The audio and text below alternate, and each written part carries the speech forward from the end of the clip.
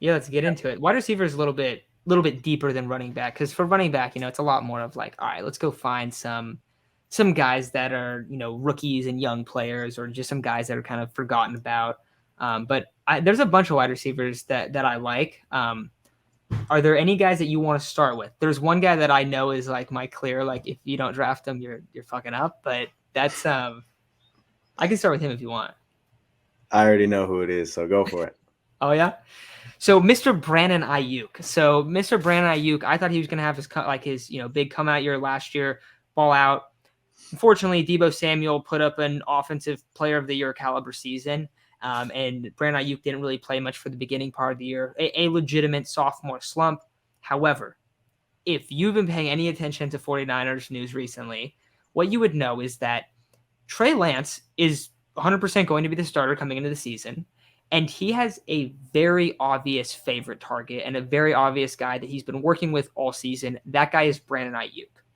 If you also have been following the Niners for a decent amount of time, you would know that last season, Deebo Samuel was getting a ton of hype throughout training camp. And the guys that are talking about it typically are the Fred Warners, the George Kittles, the Nick Bosa's, the high-end caliber players on the Niners. Brandon Ayuk is getting all of that hype this offseason. I got to look at where he's going. I believe he's going wide receiver 36 right now, which is Yep. basically lower than what he finished at last year when he wasn't getting playing time for the first 6 games of the season. It is a very obvious thing to go and snag Brandon Ayuk, because he's thought of as like a not that great like third option on the team, but he's legitimately going to lead the 49ers in targets next year. That is something I'm very confident in. And if he doesn't lead them, he's going to be really close behind. George Kittle, in when Trey Lance has been playing, hasn't been involved that much in the passing game, and Deebo Samuel's used a little bit more as the gadget piece and like use a little bit more deep downfield, where most of the volume in the passing game is going to Brandon Ayuk. That's what it looked like last year. That's basically what all of the reports from training camp are saying. So if Brandon Ayuk is available, snag him, because at worst he's going to be a wide receiver 2 next year, and you're drafting him at like wide receiver 4 value. It's absurd. So like late wide or bottom wide receiver 3, or like high wide receiver 4. So literally get as much Brandon Ayuk as you can possibly get. I think it's 100% worth it. Yeah, 100%. I mean, he's been the talk of the 49ers camp as far as wide receivers go. He's been the most hyped up guy. And Deebo Samuel kind of just signed this fat contract. So you kind of, I mean, you kind of expect his usage to still be up there. But I saw something today, like in the last 10 weeks of the season, he only had like, I don't know, 30, 40, maybe 50 catches for 500 something yards. A lot of his production came from running the ball, running the football. That's where a lot of his production came from the last 10 weeks of the season. So those targets that are open are going to go to Brandon Ayuk because he's been pretty solid, and Trey Lance has been working a lot with him. Trey Lance has been working a lot with him. That's been his favorite target. So absolutely, Brandon Ayuk at that range of where he's being drafted is definitely a solid value. You're getting maybe a high end wide receiver 3, low end wide receiver 2 with upside at that price. I think that's a really solid price to draft him. But I mean, I look at these wide receiver rankings and I see value in kind of a lot of guys. Brandon Cooks at wide receiver 20, I do think he'll probably finish around the wide receiver 17, 20 range. But that's as safe as it gets when it comes to, wide receivers. Because, yeah, Mills isn't very good, but he actually didn't look very bad last year. Like, he's a serviceable quarterback, and he was kind of feeding Brandon Cooks the ball. Brandon Cooks looked pretty solid for most of the season last year, so that's a value for sure. Then you go ahead and you look at I'm looking at Jerry Jeudy at wide receiver 25. I think a lot of the hype is surrounding Cortland Sutton. I mean, rightly so. That's a pretty damn solid wide receiver. But a lot of the targets that Cortland Sutton was getting while Jerry Jeudy was gone went back to Jerry Jeudy when he came back. I really do think the Broncos want to try making Jerry Jeudy a focal point of the offense. Remember last year it was in that Rams offense, it was Robert Woods getting a lot of the talk. Robert Woods is getting a lot of the talk as, oh, this guy's going to sprout up to low end wide receiver 1. Yeah, Cooper Kupp was getting some talk, but not as much. Robert Woods, while he was healthy, was not very good. Not a very good fantasy football wide receiver. Cooper Kupp was number 1 all year, outscoring the next guy by 100 points. I kind of feel like like one of those, Like I think Jerry Jeudy's going to have himself a really solid season. Struggled with drops last year, but having Russell Wilson at the helm this year. Tim Patrick, I'm pretty sure he's going to be out for the year. And I kind of thought, okay, if there's going to one person that's kind of a, going to be a thorn in Jerry Jeudy's side, it would be Tim Patrick. Now he's gone. KJ Hamler's a good receiver, but he's probably going to operate, now they're all going to get their targets, I think. So Jerry Jeudy's kind of a guy, wide receiver 25, that I truly do think could finish as a low-end wide receiver 1, because Russell Wilson has sported 2 wide receiver 1s before, and a number 1 running back. Not number 1, but a running back 1 in Chris Carson when he was finishing, around the running back 9 to running back 12 range. So I do think Jerry Jeudy's a pretty solid value at running back 25. You could say the same for Courtland Sutton at wide receiver 19. Last guy I want to talk about, not last, but before we come back around, I don't want to take them all from you. I don't know who you got. I don't know. This might be a guy that you got. Michael Thomas going at wide receiver 30 is kind of absurd. That's one of your guys you could talk. Yeah, I'm sure you want to talk about him too. Going at wide receiver 30, man, you're getting a guy that finished as a wide receiver 1 with, yes, Jameis Winston just got injured in camp, but the Saints don't really think it's that significant. So I fully expect him to be ready by the time the season comes around. Jameis Winston has sported 2 wide receiver 1s also in Mike Evans and Chris Godwin in their last season. Now he gets Michael Thomas. Chris Olave is going to get his. Jarvis Landry, I'm not a big Jarvis Landry fan. Alvin Kamara, when he plays, is going to get his. Alvin Kamara might miss a few games. But Michael Thomas going as wide receiver 30 is stupid. I mean, it's stupid. He's going to be probably a high-end wide receiver 2, low-end wide receiver 1 if he's able to play all these games. And yeah, it's going to take him a little bit of time to find the amazing route running ability that he had, because his ankle was a high ankle sprain. He was out for a really long time. But this is a guy that formerly finished as a wide receiver 1, had 2 or 3 straight top 5, top 10 finishes. And you can probably bank on him being able to heavily outperform that wide receiver 30 ADP. Dude, yeah, and there is a lot of risk with him too, just because like he's missed the last 2 seasons, so that's where the risk is. But I mean, I like Michael Thomas. I mean, anytime you're getting a guy that I think he finished as wide receiver 1 back-to-back years. I want to say maybe it was 2, maybe that's only in PPR also because he had like the one year we had like the ridiculous amount of targets. But I like Michael Thomas. Another guy I actually like a lot. And I will say right now, I think he is going to be the number 1 rookie wide receiver is Chris Olave. Chris Olave goes in like the 40s or the 50s. Dude, Chris Olave was sweet. He's one of those guys that comes out as a wideout, doesn't have overwhelming physical traits, so he's probably not going to ever be like a Jamar Chase kind of guy that just overwhelms you with how physically dominant he is, or a Mike Evans or a Drake London, right? But he's a guy you brought up Brandon Cooks, different player, but kind of reminds me of he has a knack for getting open, and he's going to be able to continue to do that. So I like Chris Olave a lot, dude. You can go with MT as well. MT goes a little bit earlier, so kind of pick your poison with one of those guys, or you could rock with both even. I mean, if Jameis Winston looks good, and he looked pretty good last year with no wide receivers, with a horrible wide receiver room. But I definitely like going after the Saints wideouts. So I have a few other guys I have listed here. So I have kind of 2 groups. I have like a veteran group of sleepers and like a rookie to second year group. Now I did bring up Brandon Ayuk. I also brought up Olave as a rookie. The other younger players I have that I think should definitely be targeted are Kadarius Toney, Rashad Bateman, and KJ Hamler. So you brought up the Courtland Sutton, Jerry Jeudy side of it.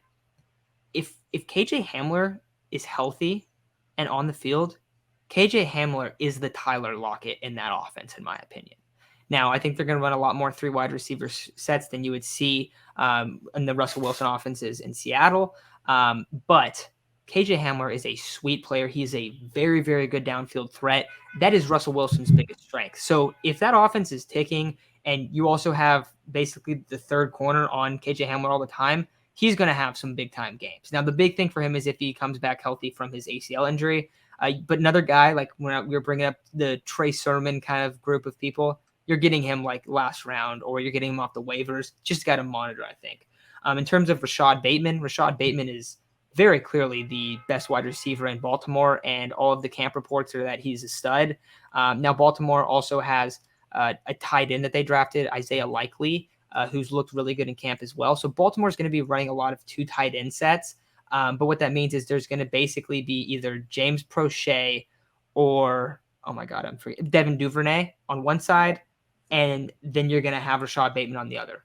Rashad Bateman is a nasty wideout. He was hurt last year. If he would have been healthy, and if not Russell Wilson, if Lamar Jackson would have been healthy, and you had Hollywood there too, that would have been a ridiculous amount of weapons for Lamar to work with. But unfortunately, he was banged up, and then he was pretty much playing when I think he played like 1 or 2 games with Lamar, so we didn't really get to see him.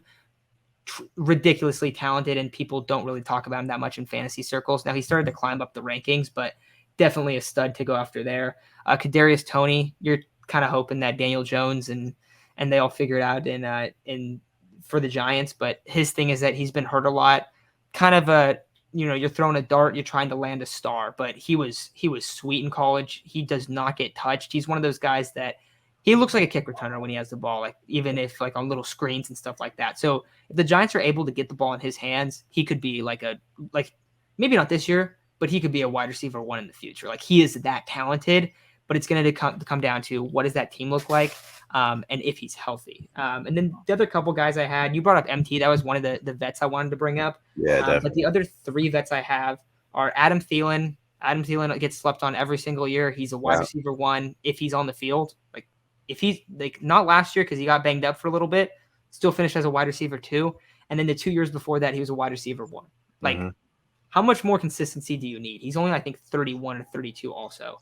Another guy, Michael Gallup, he goes like 50. Michael Gallup's the wide receiver 2 in Dallas. That's a sweet spot to be in. Now, he's probably not going to play at the beginning of the year, so you're probably going to miss like a month of him, but stashing him in your IR spot or whatever is 100% worth it. And then Lazard for the Packers is probably going to be their number 1 receiving weapon, maybe like outside like Aaron Jones. So those are the vets and the rookies I like, but kind of a fat list. But dude, you can just wait on wide receiver and get a bunch of good guys later on. I think you don't even need to draft them early. Get running back early and go get all these sleeper wide receivers later on in your drafts. Completely agree. I mean, Allen Lazard is bound to, have himself a low end wide receiver 2 type season. I think that's going to be someone that you're going to be able to plug into your flex spot, or just, have a reliable guy on the bench. He's going to get so many targets. Aaron Rodgers has already talked him up a little bit in camp, so that's going to be an interesting guy to keep an eye on. I think another guy that I kind of wanted to talk about, and it's very risky. I'm like not even super sold on him because it's very tough to gauge. Gabriel Davis might be that 3rd-year wide receiver that breaks out. I mean, it happens almost every year where that 3rd-year wide receiver just happens to take, a massive leap. I think the only person they added was Jamison Crowder, I want to say, who, gets his targets. He's a slot guy, not going to go deep very often. I don't know if they got anyone else, but, Sanders is out of there. Cole Beasley out of there, the guys that took a lot of targets in general. But of course, nonetheless, Stephon Diggs is still there. But Josh Allen's the type of quarterback that's going to be able to spot 2 wide receiver 1s. And I think Gabriel Davis has potential to be a high-end wide receiver 2 or a mid wide receiver 2. But he's going right before Michael Thomas. And he's going as the wide receiver 29, where I think you're absolutely going to get value from him. Past 2 years, 62 targets his first year, 63 targets the next. I think everyone's going to remember the game where he went for 201 yards and 4 touchdowns. That's kind of what's getting him talked about this year. But the talent that we saw in that game is not, it's not going to go unnoticed. He cooked someone. I forgot who it was, but he left them on the floor on their back after breaking their ankles. He's a solid route runner. He's fun to watch. And he's going to be that guy that I think can take a massive leap in their 3rd year, where, he'll be like an 1,100 yard, 1,200 yard type guy with hopefully double-digit touchdowns, if not 8+ touchdowns. But that's a guy to certainly keep your eye on throughout training camp. Keep an eye on what they're saying about him, and he's going to garner himself hopefully 110, 120+ targets. And he's clearly shown the ability to be like a breakaway type player, a deep threat in a sense. But that's a guy to certainly keep your eye on because he could be super fun to have on your team at a really good price. Yeah, I like him too, and I think the only thing is that he does get like kind of driven up the boards because of the playoff, the ridiculous playoff game. But you brought up anyone that they added. They also added OJ Howard, but okay.